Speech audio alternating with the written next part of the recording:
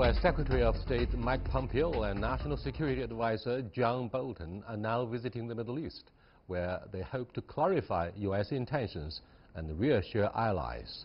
But this is a difficult task given the shifting and unpredictable nature of their president and his recent announcements about the pullout or perhaps non-pullout of U.S. troops from Syria. So what's the substance behind their visits? Can they ease the rising tension following widespread confusion over Trump's intentions in Syria? And what should be expected from Pompeo's Cairo speech on U.S. Middle East policy?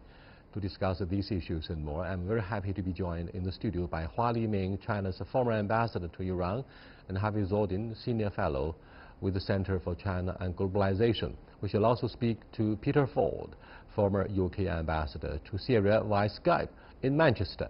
That's our topic. This is Dialogue. I'm Yang Ray.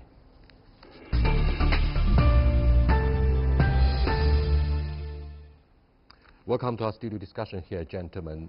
Does it come as a big surprise that two portfolio members of the Trump administration went to the Middle East together to deliver policy speeches? I mean, what does that mean against what kind of background? Really, President Trump's decision to announce the withdrawal, pullout of the U.S. troops from Syria shocked both domestically and internationally. Domestically, at least his closest aides, like John Bolton and Mike Pompeo, they didn't know that. And American society was not ready to accept that kind of decision. And even more, the Arab allies of America, like Saudi Arabia, Israel, and other Arab countries, were not ready to receive such kind of signal, because 2,000 soldiers was not a big number. The problem is that this signal means that the United States is going to leave Middle East. That shocked the Middle East countries. Is the United States continue to fight ISIS in the Middle East? Is the United States to protect the Arab countries in the front of Iran? So these all the questions, and shocked the Arab allies and shocked his aides. But at the same time, an important member of NATO, Turkey, has a mixed feeling towards the U.S. military presence. For example, President Erdogan refused to meet with John Bolton. For an apparent reason, he was encouraged, if not asked, by the United States to protect Kurds. So what do you think of, the conflicting message that President Donald Trump and his team delivered to the Middle East?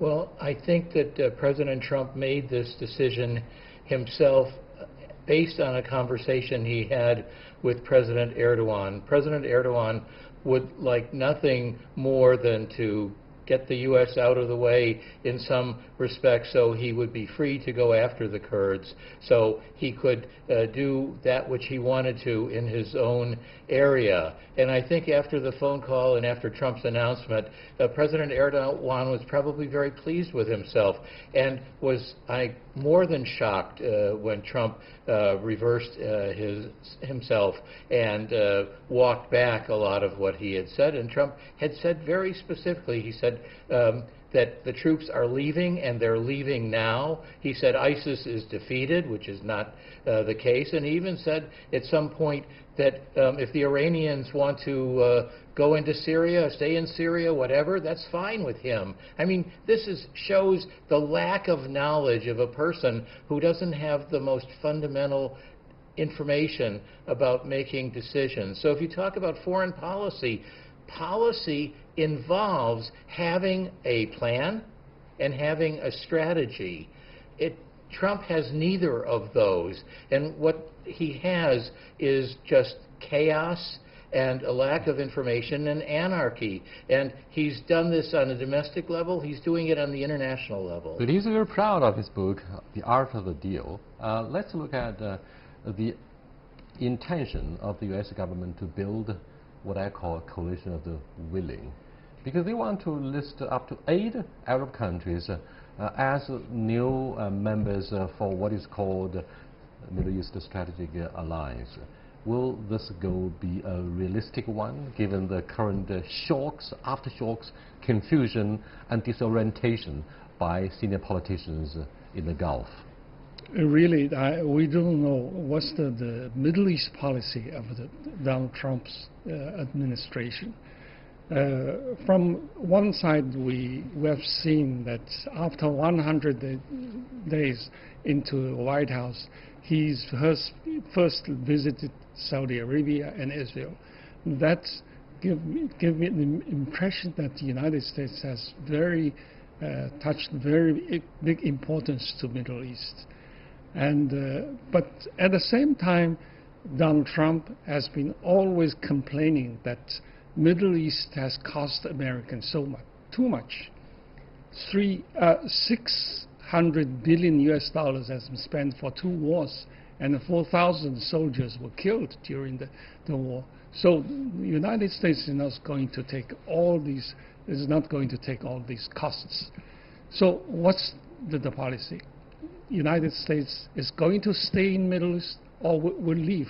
If strengthen the Arab, Saudi Arabia, Israel, and if goes what their job did during the Middle East. So this is the question people are always asked. As far as I can see, Donald Trump doesn't have any Middle East policy. An important legacy of the so-called Arab Spring, Peter, are you with me? An important legacy of the Arab Spring is, I'm afraid, festering very quickly in Syria, despite the allegation that American troops would soon be evacuated from the war-torn country. What do you make of the future of President Assad, for example?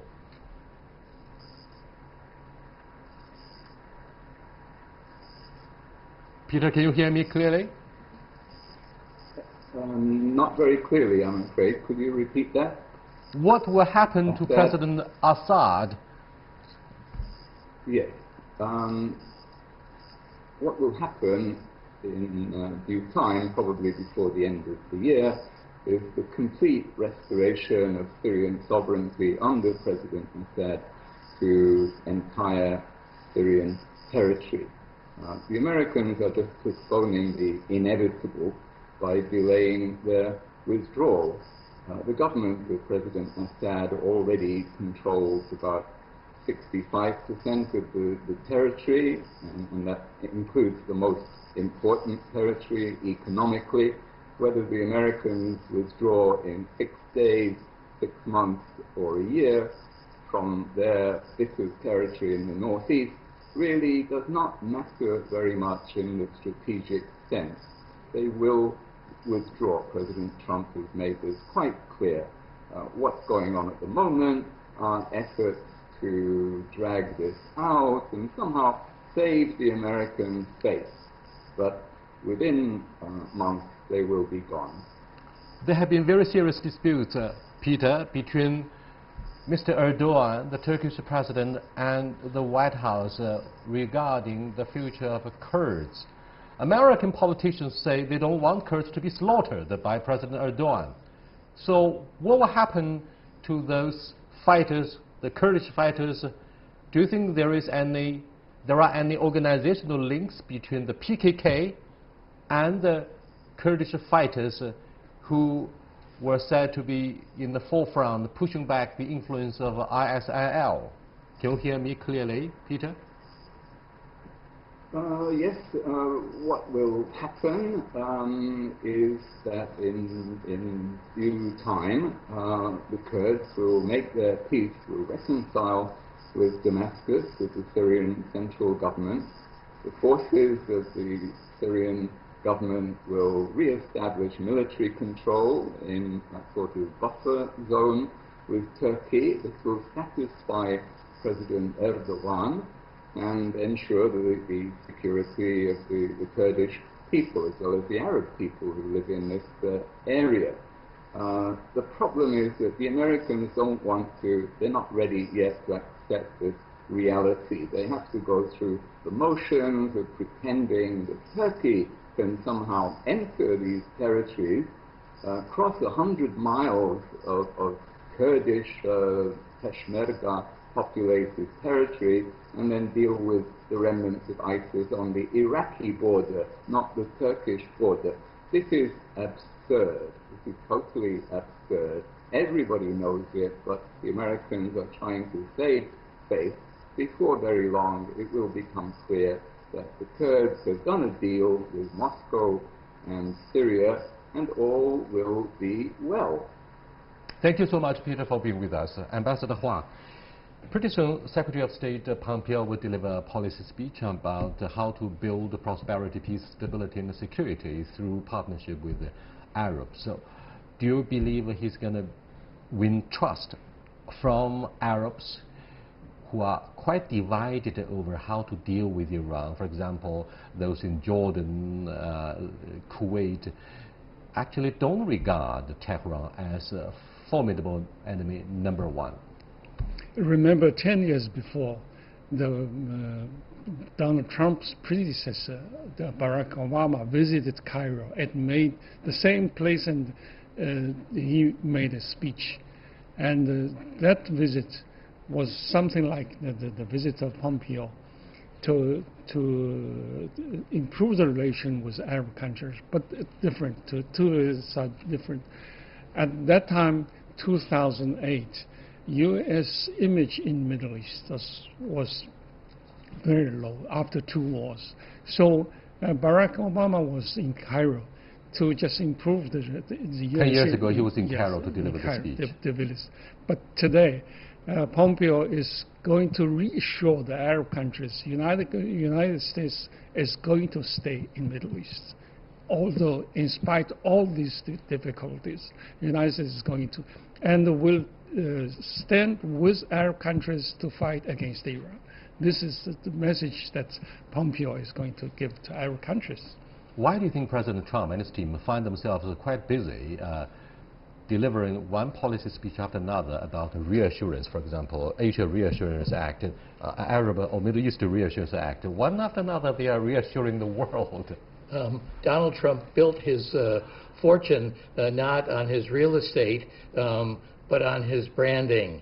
And it's too bad that he doesn't have a waffle brand, because he waffles all the time, and he goes from here to there and everywhere, so he's never consistent.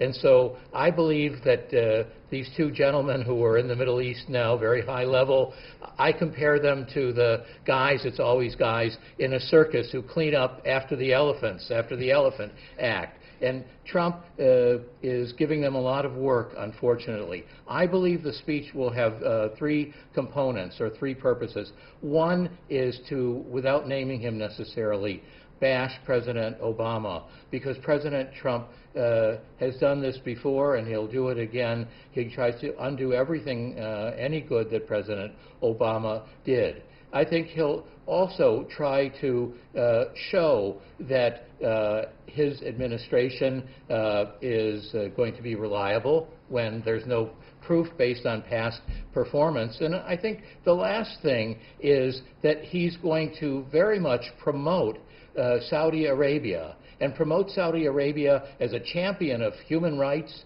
and justice in that region, something that's also laughable. Despite killing of an outspoken journalist. Absolutely, yes. Now, what do you think of, when it comes to reassurance, an important factor that's been featured prominently in the aftermath of the Arab Spring, particularly in the case of Syria, is the Kurds. How do you look at the role the Kurds play there?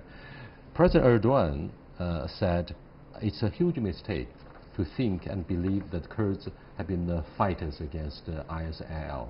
Why do you think this is a big lie? Kurds has been discriminated as an ethnical group in the Middle East. They have 30 million population, but they have never have their own state. This is the problem. Whenever in the Middle East there is war or there is a fighting, the Kurds they will fight. But unfortunately, they don't have their independence, and they cannot be united as a whole nation. And the Kurds living in Syria was the weakest one among the 3 Kurdish group, Turkish and Iraqi and Iranian. But they have good relations with Bashar al-Assad's governments. So after ISIS established their so-called governments in the Syrian territory, the Kurdish people, they were financed, supported by the United States. So when the U.S. soldiers are going to leave, what can the Kurdish people do? Of course, as you said, people, one possibility is that they could be slaughtered by Turkish government.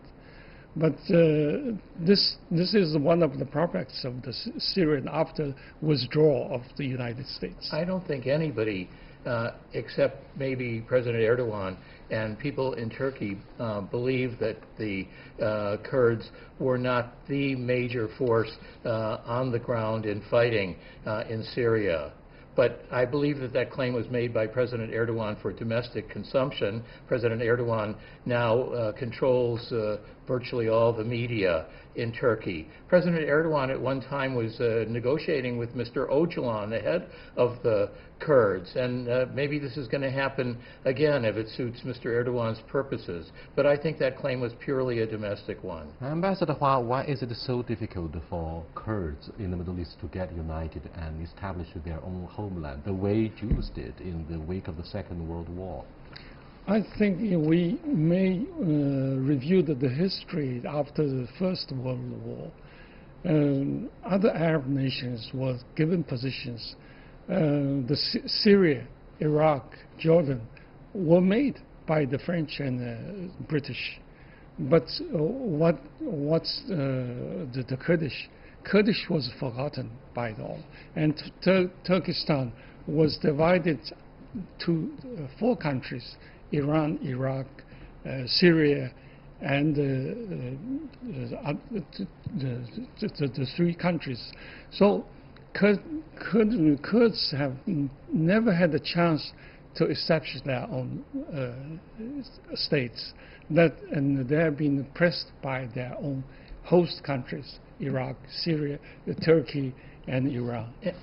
For years, the public enemy #1 in Turkey, I'm afraid, has been the PKK. President Erdogan vows to eliminate their ambition to establish their own autonomy. Now, President Erdogan was flexible for a while with the presence of the PKK, who was encouraged to get involved with the elections.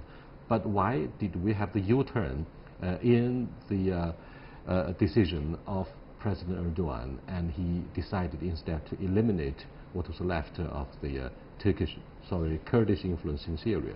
I think it served his domestic purposes to do so. He needed that enemy. It's been a traditional whipping boy. And I want to say, going back to President Trump's announcement, this announcement that shocked people, I think the major shock from that announcement was that President Trump, in essence, was throwing the Kurds, the most effective American ally, under the bus without any second thought. And I think they knew that the Turks would not treat the Kurds in any humane fashion. And so this, to me, was the worst from that announcement, actually. Mm-hmm. Let's look at Saudi Arabia. What do you think of the dilemma of the Crown Prince? You know what I mean, in the understatement following the alleged killing of the and the Saudi government seemed to have some knowledge about the murder, and yet it seems this page has been flipped by the Trump administration. I think the Crown Prince has overcome all difficulties. Why? When he visited Buenos Aires in G20 summit meetings, his presence in the meeting and his meetings with all the big powers leaders This is a recognition. But I'm afraid he was given a cold shoulder by most of the politicians who showed up on the occasion. No one wanted to reach out to shake hands with him. The American president and the Russian President Putin, of course, was an exception. And the Chinese president visited, met him. So I think he was recognized as a legal future leader of Saudi Arabia, and he has overcome all difficulties he had. I think this Buenos Aires conference was exactly the moment that Crown Prince has got his legality. I think that there's a personal component here.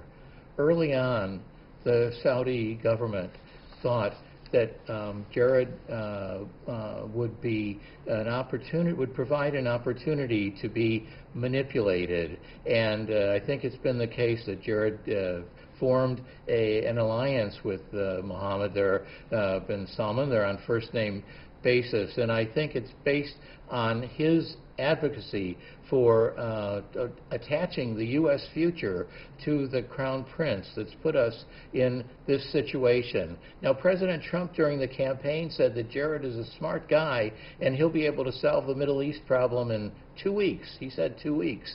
And we're supposed to get the secret plan in the next month or so. We'll see. But I believe this is based on a relationship that involves Saudi Arabia, U.S. and Israel, because in this case, in many respects, Israel is the tail wagging the American dog, and Saudi Arabia and Israel are now collaborating with each other and with America, and so I think that's changed the dynamics. But I think it's been based in part by Jared's involvement and also his involvement with the right-wing Israeli causes, both with Prime Minister Netanyahu and with people to the right of him. Ambassador Hua, I have some fundamental questions about why the Middle East remains so important for the American stakes after particularly the energy revolution took place in the United States. The United States will not rely on GCC members, the oil-rich members, for oil supply any longer, because the United States is rich in oil reserves. And with the use of a new technology, they have become the biggest energy exporting country. Now, with the energy issue aside, why do you think the Middle East, and particularly Saudi Arabia, remain an ally of the U.S.? Is that because of the Russian comeback to Syria, or is it because of Persian state? Why? Can you give us a big picture? Strategically speaking, when you look at the map, Middle East is situated in such important and sensitive location in the Eurasian continent that everybody who wants to dominate the world or wants to be the master of the world cannot have the world policy without Middle East. Middle East is a platform to be played by all big powers, the Russians, the British, and now the American and the former Soviet Union. But Harvey, I'm afraid the Middle East is also known notoriously for being the graveyard of major powers. It certainly is, and it's a tough place, a tough neighborhood to try to get anything done. And Ambassador didn't mention, but I think we need to spend a moment talking about Iran. I think that one of the major interests of U.S. In the Middle East is to get Iran to have a regime change. Bolton, before he became the National Security Advisor, gave a speech saying that there would be regime change in Iran, in Tehran, by February 11th of this year, the 40th anniversary of the Iranian Revolution. Well, it looks like he might miss his target, but they're still trying. So I think a lot of it is Obama made this agreement to try to solve, at least temporarily solve, the nuclear problem with the P5, the permanent members of the Security Council, and the EU, and I think that the U.S. is trying to undo this and trying to make Iran, to demonize them and to do everything to get regime change. So it's not about oil anymore, but I think it's just about power and payback. Oil itself may not be the only thing that matters. Oil dollars does matter for the United States to maintain its so-called world leadership or hegemonic status in the wake of the Cold War. Other than this, what do you think of the huge influence of radical Islamic extremism? Look at the impact of the 1979 Islamic Revolution, look at the September 11th terrorist attacks, and look at the rise of ISIL, and all of them have a lot to do with radical Islamic thoughts. Do you think the radical Islamic ideology played an important role in shaping the American policy and strategy in the Middle East? You're right. Radical Islam played a very important role in the U.S. policy in relating to Middle East. The Iran is the best example. United States cannot tolerate an anti-American regime rule this very strategically important land of Iran. So this is the root cause of the U.S.-Iran relationship. All regime change or change the behavior of Iran, the same thing. I think this is not only Donald Trump's policy. This is consensus of Democrats and the Republicans of the United States, and almost the consensus of the whole United States. I think you have to remember the most traumatic thing that's happened in America in the last decade or so is 9/11. And most of the 9/11 participants were Saudi Sunni citizens. They were not Iranian. But we're freaking out about terrorists in America, and I think that's why we have a concern. And I think China has a concern as well about this, because there are, contrary to what President Trump said about no more ISIS, there are hundreds or thousands of ISIS fighters still left in that region. They're going to come somewhere. Some of them are going to come to China, unfortunately. Some of them may come to Europe or America or be involved in sleeper cells. This is something that should keep decision makers up at night. Obviously, Israel remains a very important ally of the United States, and Israel needs the protection of the United States for its mere survival, given the fact that it's surrounded by hostile Arab states. Having said this, what do you think of the China policy towards the Middle East? I think that the peace and stability of the Middle East is most important thing for China. China has never been a player in the Middle East, unlike other big powers in the Middle East, like Russia, Britain, and United States. China has never been a player, but China has been always friendly to all countries, between Israel and Iran, between Saudi Arabia and Iran, and all countries have very friendly relations, and that gives China a very good position, positive position in Middle East. During his visit to Cairo, Egypt, the President Xi made it very clear China does not want to seek proxy wars or sphere of influence. What did he mean? Yes, he did say that this is the Chinese position, and China never seeks a sphere of influence, and China never encourage any kinds of a proxy war in the Middle East. This is the traditional Chinese position in the Middle East. But the growing presence of Chinese business in the Middle East has also alerted the United States and its allies. Well, is that a big picture of a geopolitical rivalry? We'll keep the question open for our next discussion. Until then, goodbye.